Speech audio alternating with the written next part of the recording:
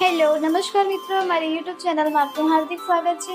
આજે હું તમારી માટે લઈને આવી છું હેલ્ધી અને યમ્મી પાન આઈસ્ક્રીમ। જો તમે આ આઈસ્ક્રીમ એકવાર બનાવીને ખાશો ને તો બહારની આઈસ્ક્રીમ 100% ભૂલી જશો। અને જે લોકો પાન ખાય છે એમની માટે તો બહુ જ બેસ્ટ છે। તો એકવાર તમે જરૂર ટ્રાય કરજો ને આખો વિડીયો જોવાનું ભૂલતા નહીં। હવે આઈસ્ક્રીમ બનાવવા માટે મેં અહીંયા એક ડીશ મખાના લીધા છે, 1 ચમચી વરિયાળી, પિસ્તા, મગતરીના બીજ લીધા છે, ડ્રાયફ્રૂટ લીધા છે, અહીંયા મેં કાજુ બદામ લીધા છે 10-12 નંગ, અને નાના પીસ કરીને મેં અહીંયા નારિયેળ લીધું છે। તમારી પાસે નારિયેળનો ભૂક્કો હોય તો એ પણ એડ કરી શકો છો। હવે મેં અહીંયા 1 ચમચી જેટલું કેસરવાળું દૂધ એડ કર્યું છે અને 1 ગ્લાસ દૂધ એડ કર્યું છે। બરાબર મિક્સ કરી અને આપણે ઢાંકીને એને 15 મિનિટ રહેવા દઈશું। 10-15 મિનિટ પછી તમે જોઈ શકો છો। હવે આપણે એને ક્રશ કરવાનું છે, તો આપણે મિક્સર જારમાં લઈ લઈશું એને।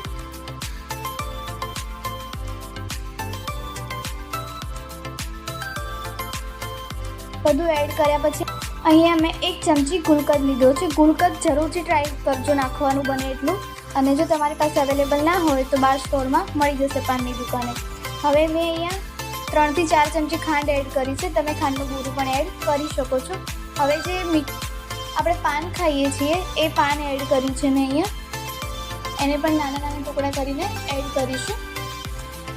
મેં અહીંયા નાગરવેલનું પાન યુઝ કર્યું છે, તમારી પાસે જે હોય એ એડ કરી શકો છો મીઠા પાન માટે। હવે એકવાર ક્રશ કર્યા પછી આપણે જોઈ લઈશું, અધકચરું કરવાનું છે। ત્યારબાદ આપણે બહાર સ્ટોર પર 10 રૂપિયાનો મિલ્ક પાવડર મળે છે એ એડ કરીશું અને ફરી ક્રશ કરી લઈશું। હવે બીજી વાર ક્રશ કર્યા પછી આપણું બેટર બનીને તૈયાર છે। હવે આપણે એક મોટા વાસણમાં કાં તો કોઈ એક ડબ્બામાં આપણે બેટરને લઈ લઈશું, જેમાં આપણે આઈસ્ક્રીમ બનાવવાની છે।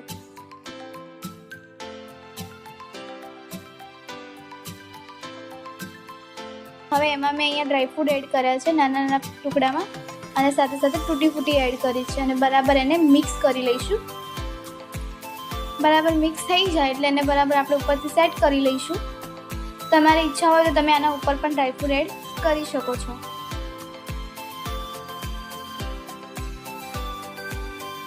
હવે એને આપણે ઢાંકીને 12 કલાક માટે મૂકી દઈશું। સાથે સાથે મેં અહીંયા એક ગ્લાસમાં પણ બનાવી છે, તો મેં એક ગ્લાસમાં પણ બેટર લઈ લીધું છે।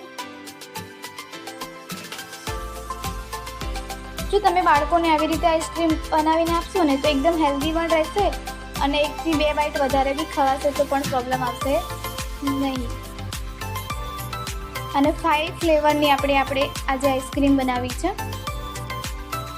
હવે ગ્લાસમાંથી પણ આપણે ધીમે ધીમે ફેટીને નીકાળી દઈશું। તો જો બનીને તૈયાર છે આઈસ્ક્રીમ। જે લોકો પાન ખાતા હશે ને એની માટે તો બહુ જ બેસ્ટ છે, અને ખાધા પછી જો 1 બાઈટ વધારે બી ખવાશે ને તો બી તમને કંઈ પ્રોબ્લેમ આવશે નહીં, અને બાળકો પણ ખાશે ને તો એકદમ હેલ્ધી રહેશે। તો તમને આ રેસીપી કેવી લાગી પાનની જરૂર અમને કોમેન્ટમાં જણાવજો, અને આવી જ મજાની રેસીપી માટે અમારી ચેનલને સબસ્ક્રાઈબ કરવાનું ભૂલતા નહીં, અને કોમેન્ટમાં જરૂર જણાવજો કે તમને આજની રેસીપી કેવી લાગી।